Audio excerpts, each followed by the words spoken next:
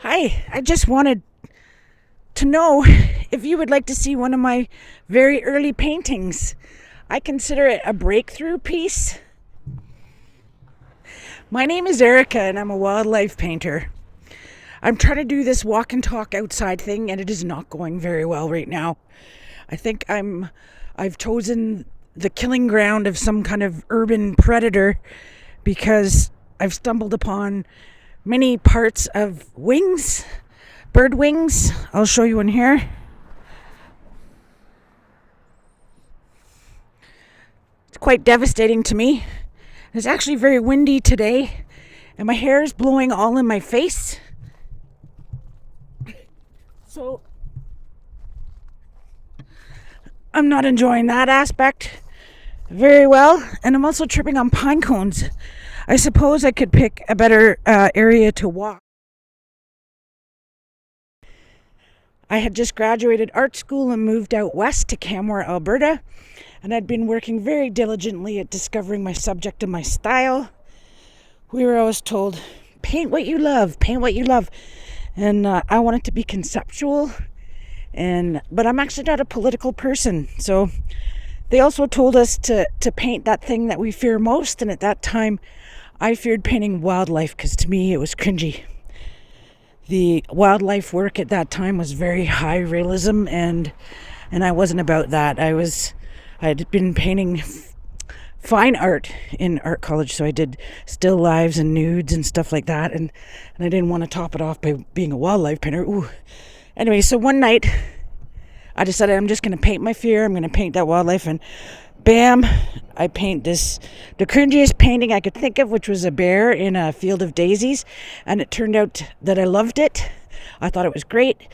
I stayed up all night painting my guts out. There's Jack Rabbit. Hey, Jack. I don't think it's him killing all the birds here, but anyways, I painted, oh, he's, there he goes. I painted, I forget what I painted. Anyways, so this wolf was a breakthrough. It was one of those early pieces back in 1997.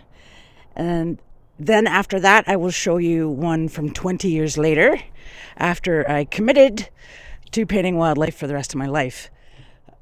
Additionally, there's a painting here, which is something I painted when I was 14, and I just found it the other day. I had totally forgotten about it. But isn't that interesting that the thread of your style is there from the beginning? So I was 14 years old, and here we are all these years later, and I'm still painting intense gazes in wildlife. There was that intermittent period where I thought I was too cool for it or whatever. But the bottom line is, you find your thing and you stick to it, you commit to it, and dive right in and explore every aspect of it, and you will grow and change, and it'll be wonderful. And probably might want to get a job in there though too. That would help.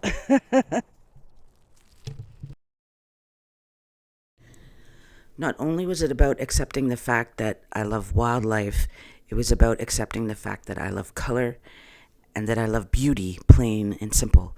At a time in history when wildlife art was very realistic, and my peers were making very important social statements with their artworks, I think I was embarrassed to just love beautiful paintings, and that was the fear that I had to face and overcome. So the whole point is, if you love something that's out of the ordinary, you might want to stop, take a moment, face it, and dive into it. Otherwise, for the rest of your life, your work is going to be about that fight and not the thing you love.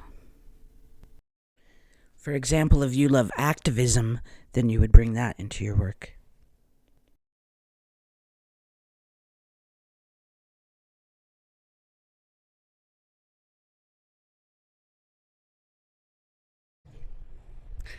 Bottom line is, or a little bit of advice is, you might want to pick something that you're actually afraid to tackle, afraid to try, because therein might lie your treasure.